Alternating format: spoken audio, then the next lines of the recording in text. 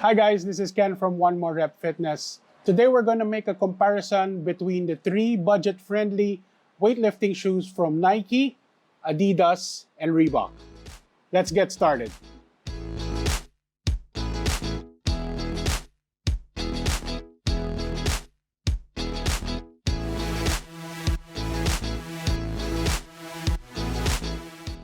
So what we have here are the three most budget-friendly options in terms of weightlifting shoes from Nike, Adidas, and Reebok.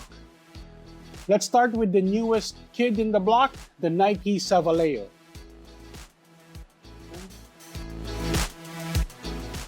So first impressions from the looks. This is a very unique design.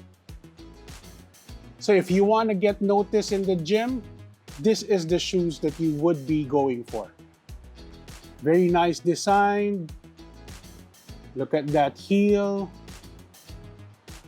and sole. Okay.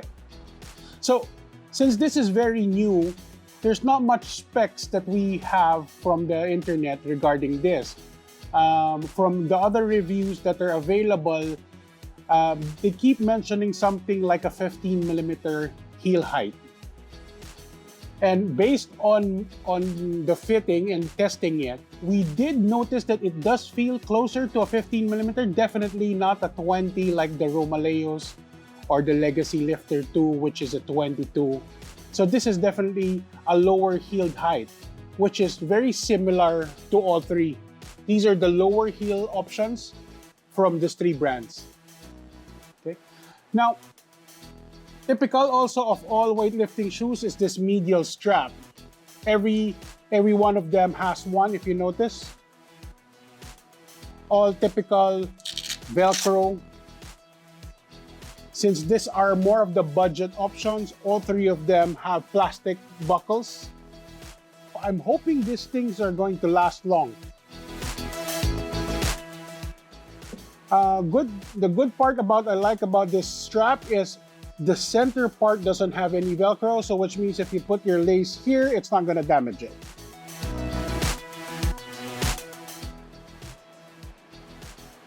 So this one, when it comes to fit, I tried different sizes, and the one that is best is to go half a size up.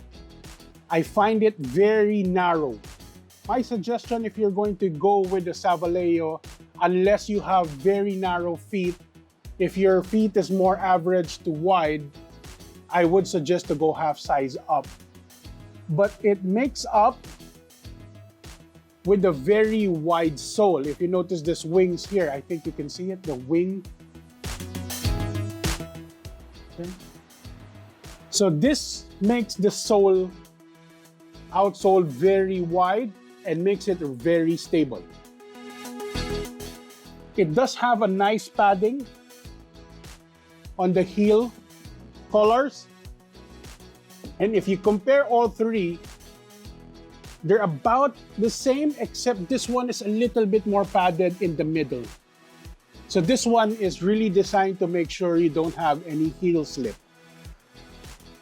Now, if you look at the strap here, what I don't like about the strap here, it's too high up.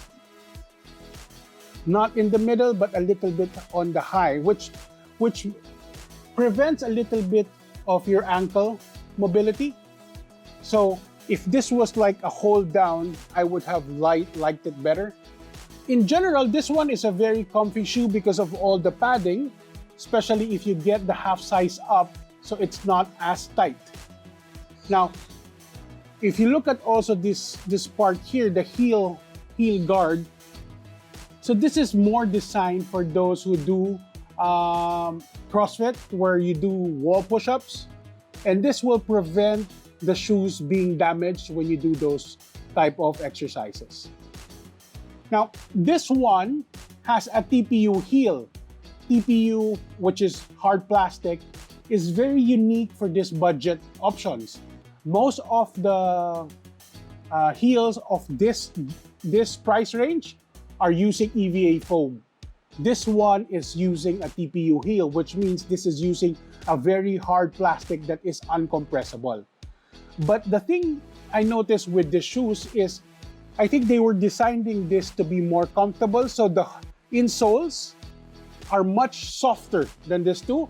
And there's part of the midsole that I think has a little bit of bounce. So when you're doing whole day lifts, this is going to be comfortable, but part of it is sacrificing a little bit efficiency in your big lifts because the softness, or at least the cushioning, is going to absorb when you do your big lifts. When it comes to materials, this one has a synthetic material, but you can really feel that this one is a budget shoe. The material doesn't have any premium feel to it. The fit and finish and the edges are not as clean, especially when you compare it to Adidas or even the Reeboks. This one uses a synthetic type of material. So among the three, these Nikes are not as breathable, so not as comfortable if you're going to wear them for the whole workout. So they get a little bit sweaty. Your feet can get a little bit sweaty. Now, the Nike Savaleos are also, based on SRP, is 20% more expensive than the two. Okay. So finally, Nike, good job in having a more budget-friendly shoes in the Savaleos. Right now, in the US, you can order 3 colors. You have the black, you have a white, and then there's the nice yellow one. Okay, so let's go to the Adidas. The Adidas Powerlift 4. So as just by the name, this is the 4th generation of these shoes. So as you can tell, Adidas has been making these budget shoes for a while. This particular model now shifts to a more conservative, simple design. The heel is still 15 mm, but based on experience, it feels much lower than a 15. I guess it has to do with because the sole up front is a little thicker than as if you compare to the boat. So this feels lower than a 15. And then the overall design, the upper material is now made of canvas. So it's lighter, more breathable. So very comfortable. This one is the widest of all three. To a point I can even go half size down from my sizing when I'm using a Powerlift 4. Now, the medial strap of this one sadly has a Velcro all the way here. So if I'm going to put my laces here, there's a tendency to damage the lace. So what I do is I usually put it under here before I actually lock down.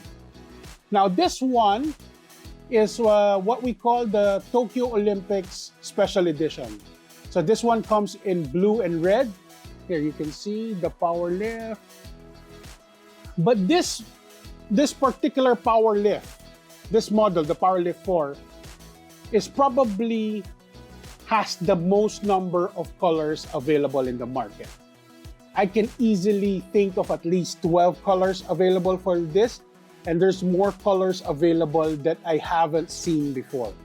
So if you're looking for a very specific color, the Adidas Powerlift probably has it. So when you're getting a Adidas Powerlift, you can go true to size, or if you just have a wide foot but not necessarily a long foot, you can actually even go half size down. So this one is what I was saying, that it has an EVA foam. So EVA foam is not as hard as plastic, but it's still not that easy to compress. I'm actually pressing hard here and you can see it's not an issue. This is lighter. The EVA foam makes it lighter. So this Powerlift is actually the lightest among the batch. So if you want something very simple, effective, go for the Powerlift. And this one, since it doesn't have a really high heel, this is perfect for those who doesn't need the high heel of the other shoes, but you just want something stable to lift. So this one, nice flat sole, very stable. and not necessarily having a very high heel, so not to change your squat mechanics too much.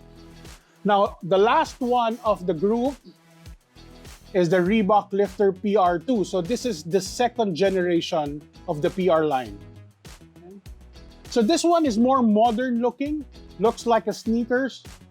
So this one is probably good for the younger generation. It appeals to them much more. It looks like you're just wearing your sneakers for training.